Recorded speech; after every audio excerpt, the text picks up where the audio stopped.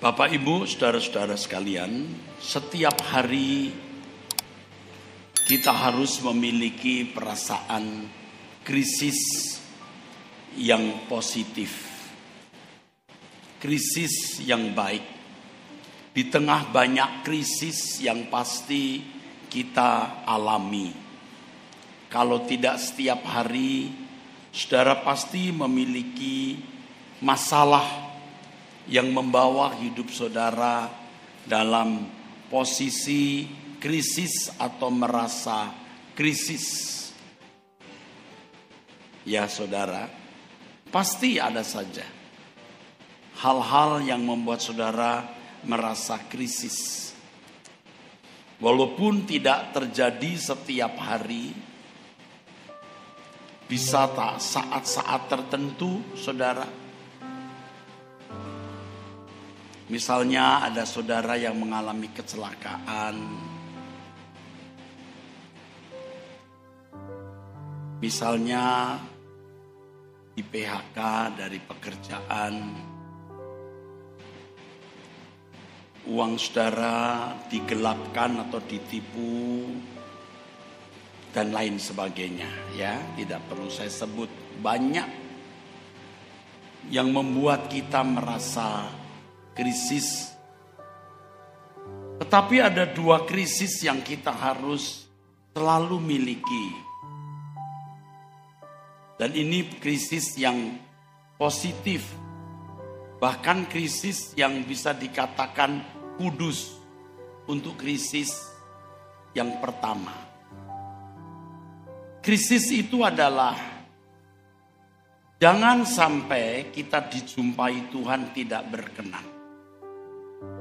Pada saat mana kita tidak memiliki kesempatan lagi untuk memperbaiki diri.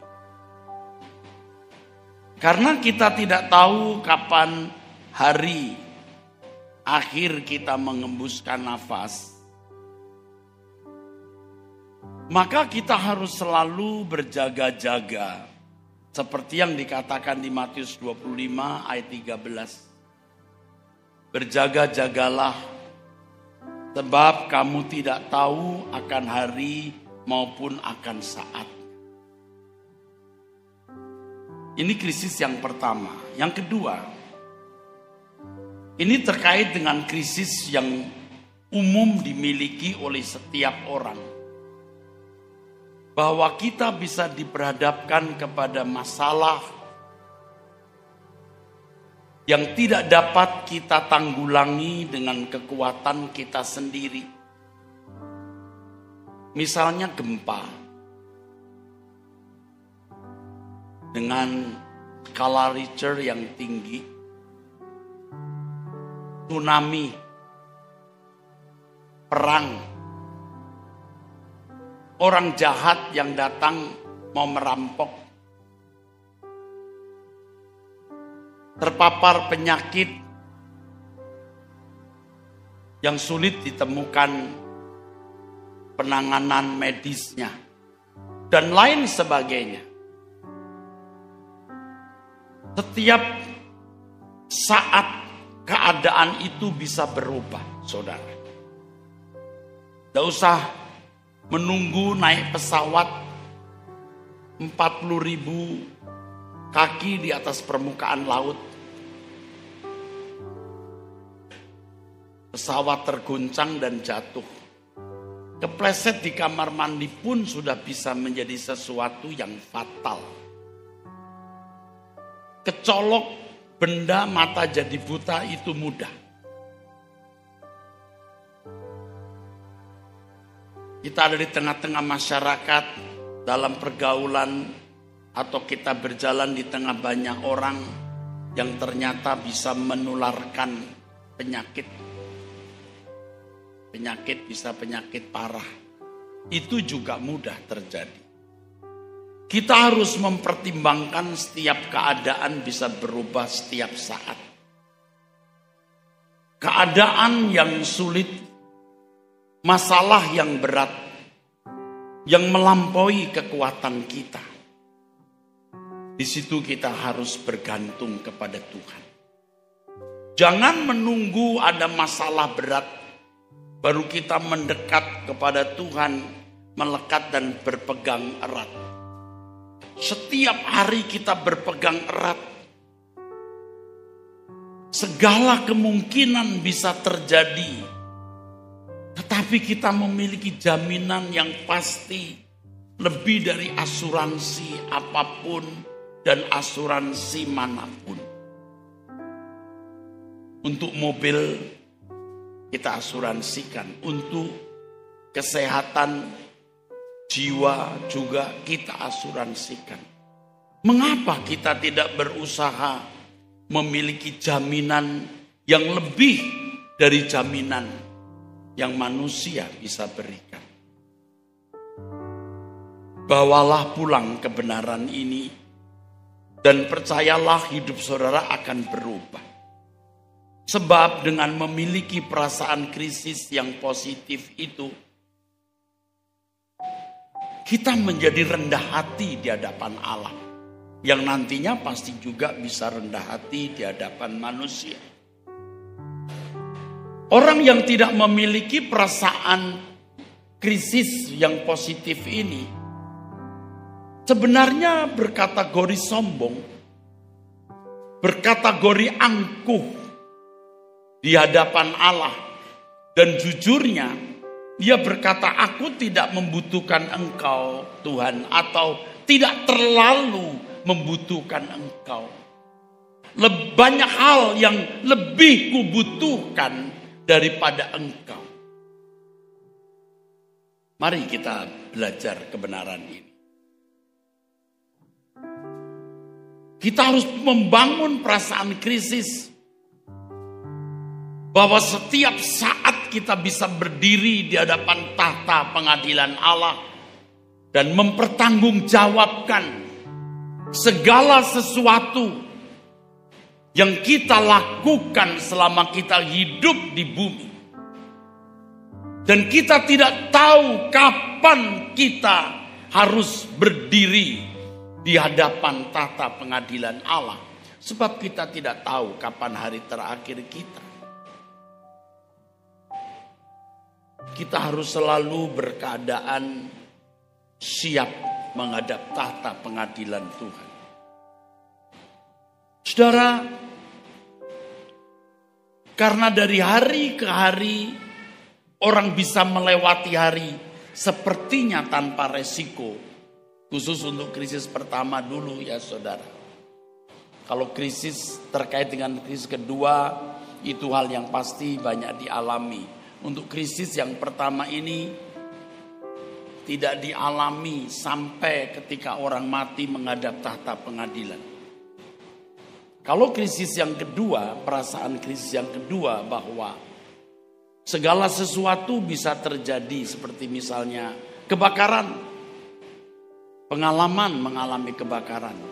Jadi orang bisa lebih waspada ya, membutuhkan Tuhan. Pernah mengalami dirampok, jatuh miskin, ditipu dan lain-lain. Tetapi kalau berdiri di hadapan tahta pengadilan Allah, tidak seorang pun pernah kecuali setelah mati. Ini yang membuat orang menjadi ceroboh.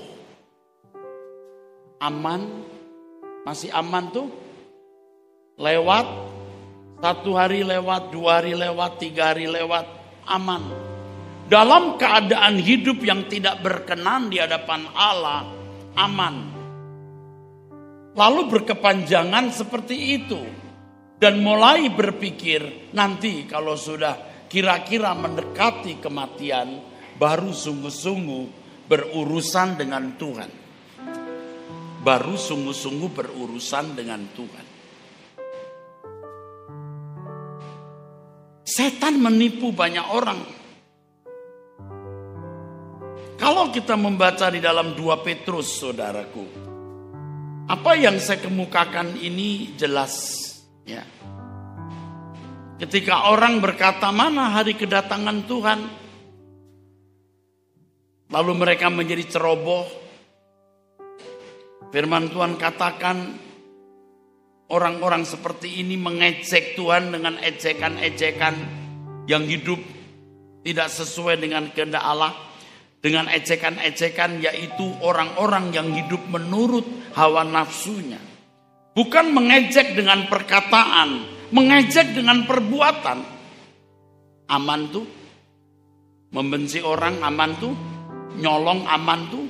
Berzina aman tuh. Ngejek Tuhan. Tetapi di hati kecilnya mungkin dia berkata, nanti saya berhenti berbuat dosa. Sedangkan dia tidak tahu kapan dia meninggal dunia. Yang kedua, dia tidak mengerti bahwa mencapai berkenan kepada Tuhan itu proses bertahap. Kalau seseorang menunda, ia bisa berkeadaan tidak bisa berubah sesuai dengan rancangan Allah semula.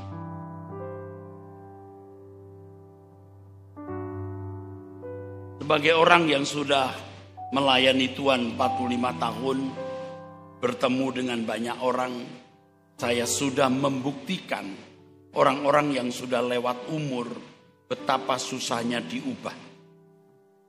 Bukan menjadi orang biadab, bukan menjadi orang jahat, tapi tidak mencapai kehidupan yang berkenan kepada Allah. Kehidupan yang berkenan kepada Allah itu standarnya Yesus. Orang Kristen yang sungguh-sungguh percaya Yesus itu harus seperti Yesus. Kalau tidak, percayanya salah.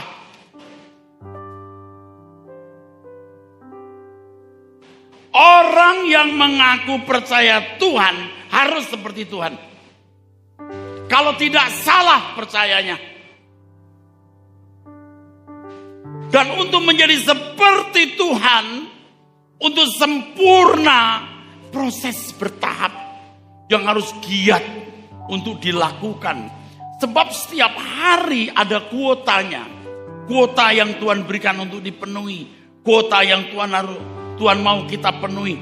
Jika kita penuhi setiap hari, usia 70, 75, 80, 90 tahun, kalau kita meninggal usia itu, kita mencapai perkenanan Tuhan. Anda tidak bisa rapel. Nanti setelah usia 60 tahun, 50 tahun baru sungguh-sungguh dirapel. Tidak bisa. Seperti pertumbuhan fisik kita, ini strictly bertahap. Anda tidak bisa membuat anak Anda menjadi besar dalam 3 bulan.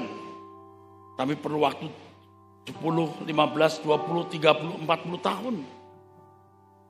Dari lahir minum susu ASI, susu saja, bubur yang halus banget, nasi yang halus, sampai kemudian nasi. Gak bisa ceprot lahir dikasih bacang.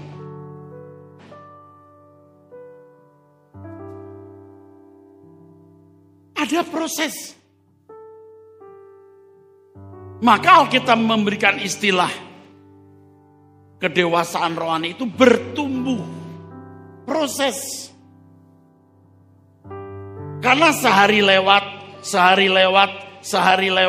lalu orang ceroboh. Aman saja tuh, oh iya aman.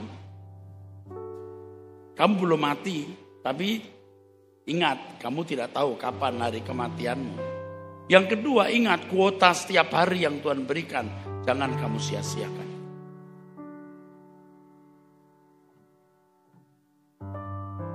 Saudara, kerja keras tidak salah, memang harus begitu. Tapi apapun yang saudara upayakan dari kerja keras saudara, akhirnya saudara akan tinggalkan. Tragis. Berkat yang saudara terima setiap hari itu selalu baru.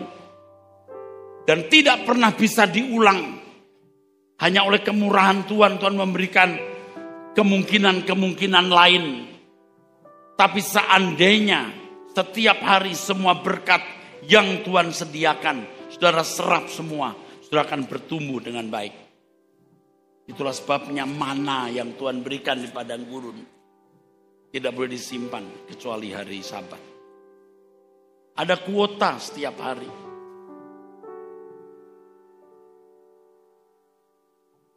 Pastikan saudara waktu meninggal dunia, saudara berkeadaan berkenan di hadapan Tuhan. Kalau Anda tanya, Pak, apakah bisa Pak kita pastikan kalau meninggal kita berkenan? Bisa, kenapa tidak bisa? Kalau saudara dagang lalu Anda bertanya, akhir tahun kira-kira waktu pembagian dividen, pembagian keuntungan, untung enggak ya? Perusahaan saya untung enggak ya? Warung saya untung enggak ya? Anda bisa memastikan akhir tahun Anda untung atau tidak, itu dari setiap hari saudara melihat neraca. Neracamu tiap hari harus kamu lihat. Kalau tiap hari kamu untung, akhir tahun pasti untung. Kalau tiap harimu rugi, pasti kamu rugi akhir tahun. Sama seperti anak sekolah. Kira-kira lulus atau tidak? Pastikan setiap ulangan tiap hari nilainya berapa. Kalau seorang anak belajar rajin nilainya 9, 8, 10, 9, 8. Nilai tertinggi 10 ya. Pasti lulus. Pasti naik kelas. Kalau nilainya 3, 4, 5, 3, 4, 5, 5, 4, 3. Mi, fa, sol, fa, mi, fa, sol, fa, mi, mi, fa, sol, fa, mi, re, re, do, abis.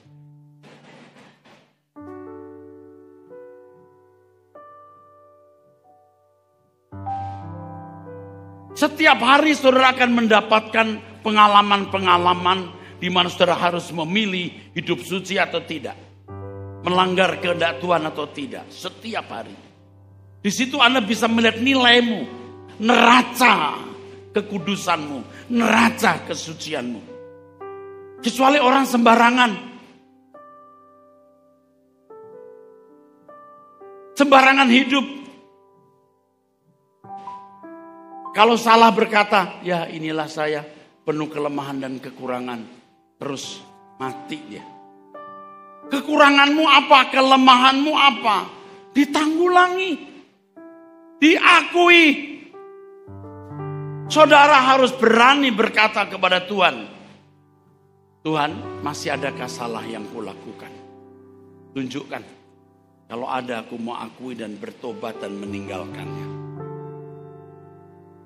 Adakah kesenangan-kesenangan dunia yang mengikat hatiku dan kuberhalakan? Yang ini merupakan langkah ketidaksetiaan kepadamu. Tuhan, aku mau tinggalkan. Tuhan, adakah motivasi yang salah dalam hidupku untuk melayani Engkau? Waduh saudara, kalau pendeta mah harus begitu saudara. Saudara akan dididik Tuhan. Kuota yang Tuhan berikan itu akan efektif. Karena Anda punya kelemahan. Itu tidak sekaligus dicungkil. Dikikis. Dikikis dengan pengalaman-pengalaman yang terjadi setiap hari. Anda orangnya temperamen. Anda kan menghadapi hal-hal yang membuat saudara marah. Tapi ketika saudara marah, saudara sadar, saudara berkata ampuni aku. Besok itu masalah yang sama. Kuota untuk besok. Dan kalau saudara bisa lewati semua, luar biasa saudaraku. Beri tepuk tangan. Tuhan itu arsitek jiwa. Tahu bagaimana membentuk setiap individu. Baru-baru ini saya bicara soal nama baru. Dan saya seumur hidup belum pernah membaca buku yang menulis ini. Itu muncul waktu saya di mimbar. Kenapa Tuhan kasih nama baru? Nanti, sebelum Anda dilahirkan mama papa, sudah dilahirkan Tuhan di kepalanya, di pikirannya. Lalu diperanakkan, dilahirkan, diberi nama, misalnya Joni. Ketika Anda dilahirkan oleh Allah di dalam pikirannya, Allah mengendaki Anda jadi manusia macam apa? Manusia yang bagaimana? Lalu Tuhan membentuk dengan kuota-kuotanya setiap hari untuk Ketika saudara meninggal dunia, Anda menjadi manusia seperti yang Allah rancang. Dan biasanya nama terkait dengan keadaan orang itu. Paham saudara? Anda bisa mengerti maksud saya? Maka Tuhan memberi nama kepada saudara ketika dia merancang. Dia bukan hanya melahirkan Anda di pikirannya, tapi juga merancang di pikirannya. Manusia macam apa Anda di pikiran Allah itu. Dan nama apa yang patut Anda miliki ketika Anda nanti mati. Dan ada di kerajaan surga. Kalau kuota-kuota itu Anda penuhi setiap hari. Anda menjadi manusia sesuai dengan rancangan Allah. Namamu yang lama juga diganti dengan nama yang Allah miliki. Juga itu Papa Mama Hamdani yang kasih. Tapi Allah punya nama yang siapkan untuk kamu. Jadi jangan saudara berkata aman. Hari ini masih aman, belum mati. Lalu saudara sembarangan menjalani hidup. Anda menyia-nyiakan kesempatan untuk bertumbuh. Bagaimana seorang siswa memastikan dia lulus? Lihat ulangannya tiap hari. Bagaimana seorang pedagang memastikan akhir tahun dia akan untung? Dia pastikan neraca tiap hari. Bagaimana Anda memastikan Anda pasti berkenan? Neraca hidupmu setiap hari harus diperiksa. Itu menarik hidup seperti itu, saudara.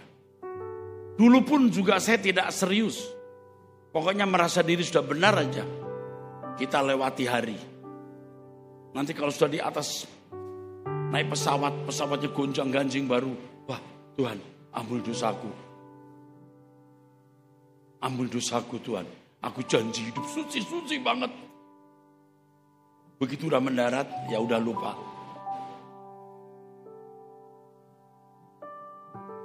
Jangan takut berjanji untuk hidup suci. Jangan takut berjanji hidup tidak bercacat, tidak bercelah. Kenapa? Kita tidak akan memberi ruangan dosa dalam hidup kita. Perasaan krisis pertama ini terkait dengan takut kita akan Allah. Hanya satu yang kita takuti dalam hidup ini, Tuhan. Amin. Anda belum tegas menjawabnya. Hanya satu yang kita takuti dalam hidup ini, Tuhan.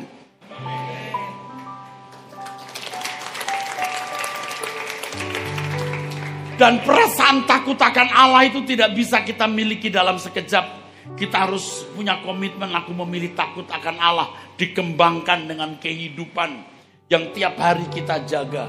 Takut akan Allah akan berkembang. Kesucianmu akan berkembang. Karaktermu akan berubah.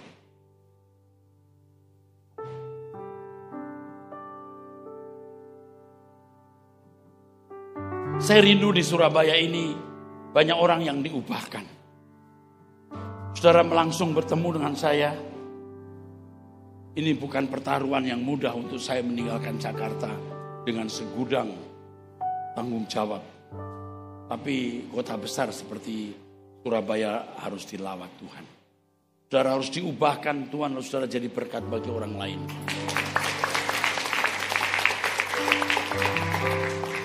Saudara menjadi kesaksian bahwa yang ini beda. Ini bukan sekedar mau kumpul-kumpul. Saudara pun hadir di sini menjadi anggota member gereja ini boleh. Tidak pun tidak kami minta, tidak kami tanya. Tapi yang penting saudara mengerti firman ini. Dan saudara diubahkan Tuhan. Kalau saudara punya nurani yang baik, saudara tahu firman seperti ini dari hati Tuhan. Amin. Sebab pada akhirnya Tuhan cuma mau kamu lulus. Kata lulus dalam bahasa Yunaninya itu bisa sempurna. Teleos. Kalau firman Tuhan mengatakan kamu harus sempurna. Teleos. Artinya itu lulus, menang, tidak bercacat. Kita harus lulus.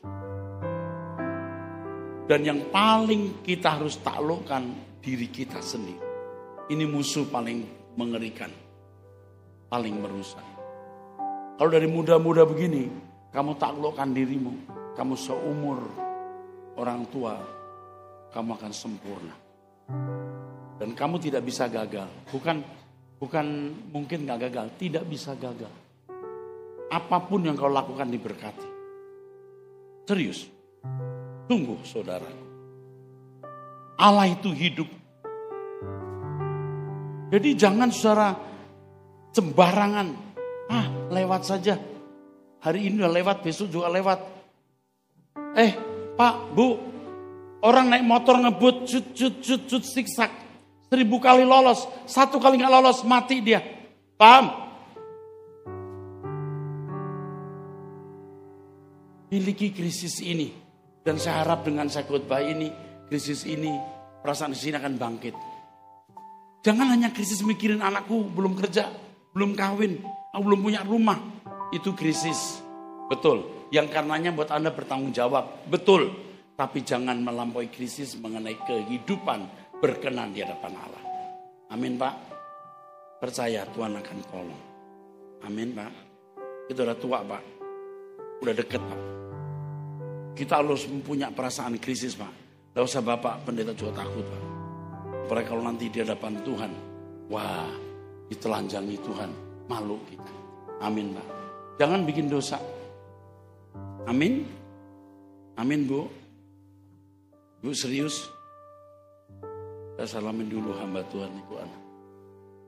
Aku datang ke sini untuk menyalami Ibu. Suami kemana? Pelayanan. Oke. Dari Malang ya. Datang sendiri. Oh. Dan berkati. Bless you. Bojonegoro. Dari Bojonegoro sampai Surabaya. Luar biasa. Tepuk tangan. Bless you.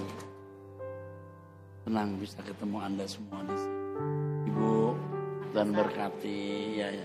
Kalau ini tuan rumah ini juga. Oke.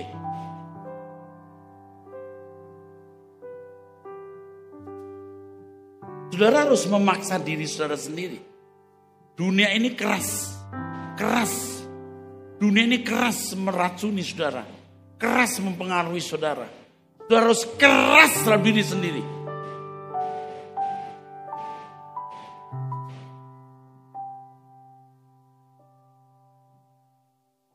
Saudara perhatikan firman yang saya sampaikan ini. Jangan saudara tidak melakukan. Celaka hidupmu. Jadi jangan membiarkan satu dosa melekat. Yang membuat Tuhan tidak berkenan. Maka saudara perlu waktu begini saudara. Setiap hari itu berhadapan dengan Tuhan. Lalu melakukan yang namanya simulasi. Jadi kalau sekolah mau diakreditasi, apakah sekolah ini itu masih mendapatkan hak, ya, wewenang memberikan ijazah, menyelenggarakan pendidikan atau mendapat izin, itu diakreditasi. Mana persiapan ngajarnya? Mana pembukuan keuangannya? Berapa muridnya? Gurunya berapa? Ngajar enggak? Gurunya memiliki jabatan fungsional enggak? Dan lain-lain. Namanya itu ya akreditasi. Sebelum diakreditasi datang seorang asesor yang mengunjungi itu, visitasi itu. Kita membuat simulasi seakan-akan ada seorang asesor yang nanya. Seakan-akan. Nanti kalau ditanya ini bisa jawab. Amin. Anda bikin simulasi. Seakan-akan Anda di hadapan Tuhan. Lalu Tuhan tanya, udah beres belum hidupmu? Simulasi. Percaya gak kalau sudah membuat simulasi di hadapan Tuhan? Roh Kudus akan bicara. Yang itu, kebiasaanmu yang itu. Cara kamu yang itu ngadepin mertua itu. Kamu udah jujur di pekerjaan. Pasti Tuhan bicara, Pak. Amin. Tidak mungkin saudara mati, Tuhan tunjuk, saudara berkata, saya tidak tahu Tuhan. Tuhan pasti beritahu. Kalau berkata, saya tidak tahu Tuhan. Kamu gak pernah nanya. Amin, Bu. Ini teman saya di sini.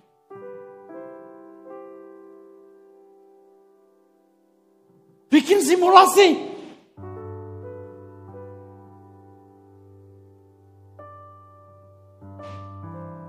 Emangnya Alkitab mengajarkan simulasi, Pak? Daud berkata, ujilah aku. Itu simulasi.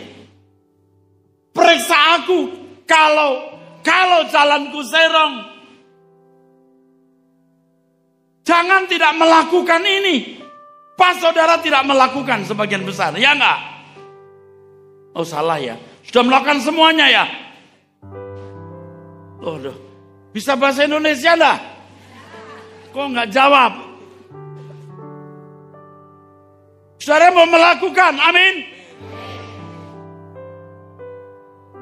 Lakukan saudara, jangan sombong. Jangan sombong. Periksa aku Tuhan. Kalau ada satu yang salah yang kulakukan. Siapapun kita.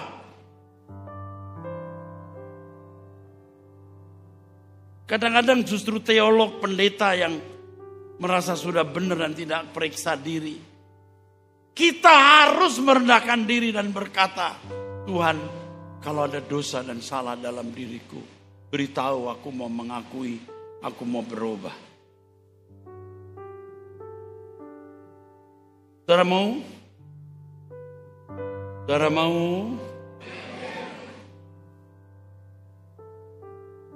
Kalau ibarat sales, saya akan berusaha supaya barang saya dibeli. Saya juga ingin saudara benar-benar mengenakan kebenaran ini. Dan percayalah, hidup saudara akan diubahkan oleh Tuhan.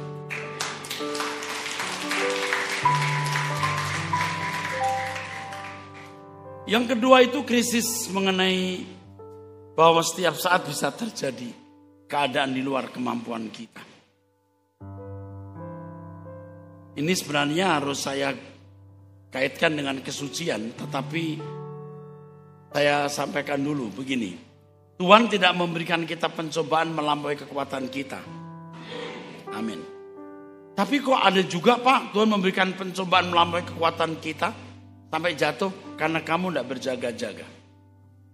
Amin. Loh, amin. Kalau saudara kelas ringan, musuhmu kelas ringan. Kalau saudara kelas berat, musuhmu kelas berat. Saudara kelas berat, ini bisa soal petinju ya. Kok kalah? Karena kamu gak berlatih. Ya katanya Tuhan tidak memberikan pencobaan melalui kekuatan kita. Kasih dong yang kelas ringan. Oh ya udah boleh. Kamu udah kelas berat. Musuhnya harus kelas berat. Kalau kamu kelas kolonel, setannya kelas kolonel. Jadi jatuhlah Tuhan saya. Habis musuh saya kelas kolonel. Kamu juga ada kelas kolonel. Masa kamu kelas kolonel, setannya kelas kopral. Amin saudara. Nah, pencobaan tidak melampaui kekuatan saudara. Percaya enggak? Tiba-tiba brek orang yang saudara cintai meninggal. Sampai stres, gila. Anda gak siap. Katanya Tuhan memberikan pencobaan tidak melampaui kekuatanku. Ini melampaui kekuatanku. Kamu gak berjaga-jaga. Kalau kamu dekat Tuhan, kamu seperti Ayub. Tuhan yang memberi, Tuhan yang mengambil. Kok kuat? Tepuk tangan dulu. Sampai orang yang kau cintai suatu kali dipanggil Tuhan, itu pasti. Suami istri. Pasti yang satu akan pulang. Nangis pasti. Tapi gak sampai harus nekat ikut nyemplung ke kuburan. Lah ini sudah saya pernah temui. Yang satu dikubur, wah istrinya, maaf lakinya yang, wah nangis mau nyemplung. Jangan Pak. Nanti gak lama kamu kawin lagi. Oke. Biasanya ibu-ibu yang gak tahan. Tapi banyak ya orang tua yang udah sepuh. Pasangan hidupnya meninggal, dia hanya lihat gitu. Itu udah gak bisa nangis. Nangisnya di sini. Lalu gak lama dia meninggal juga. Ya. Tapi ini kedewasaan mental membuat seorang ibu mampu kehilangan suami. Walaupun itu sakit. Dia cuma lihat gitu. Kuat ya mama, kuat ya oma. Lihat aja. Tapi hancur sih. Itu mentalnya kuat. Tapi kalau ibu-ibu usia 45, 35, suaminya meninggal, wah pukul-pukul dada, bentur-benturkan tembok. Kenapa kamu meninggalkan aku gitu ya? Kejam kamu loh. Dia juga gak ingin mati. Suaminya kan gak pengen mati. Kejam kamu tinggalkan aku. Terus nengok ke atas. Tuhan, betapa jahatnya engkau.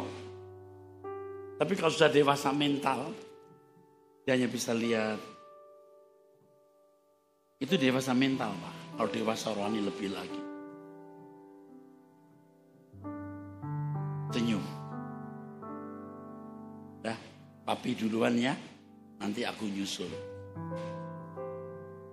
Orang berkata, Oma sabar ya. It's okay. Oma yang sabar ya. Oh enggak apa-apa. Kasihan ya Opa. Kasihan kamu bukan Opa. Dulu masih hidup lu susah. Opa udah berhenti dari susah tahu. Oma kok gak susah? Enggak lah, senang lah Opa dimuliakan bersama Yesus. Oma kan nanti akan nyusul minggu depan. Atau bulan depan, atau tahun depan. Siapa tahu malah besok pagi. Itu kekuatan mentalnya luar biasa. Itu mental loh. Kalau rohani itu lebih lagi. Saudara bisa menghadapi segala keadaan dengan teduh. Karena engkau kuat. Engkau bergantung kepada Tuhan. Setiap hari engkau bergantung. Setiap hari engkau temui Tuhan. Dalam perjumpaan itulah saudara memiliki keyakinan Allah yang kuat. Yang tidak bisa dibahasakan. Tapi keyakinan yang kuat itu membuat damai sejahtera yang melampaui segala akal. Dan pastinya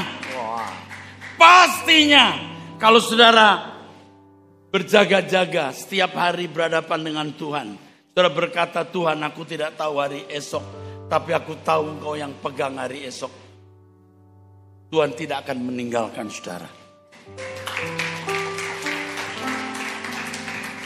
Maka setiap hari temui Tuhan.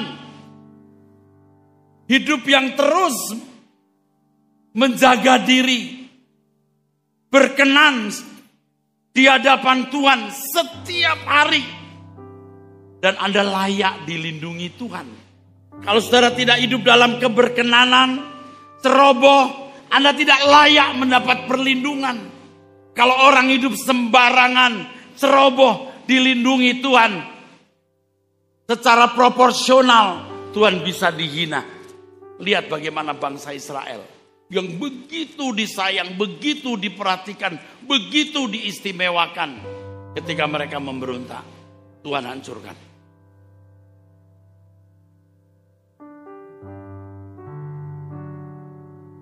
Don't against God.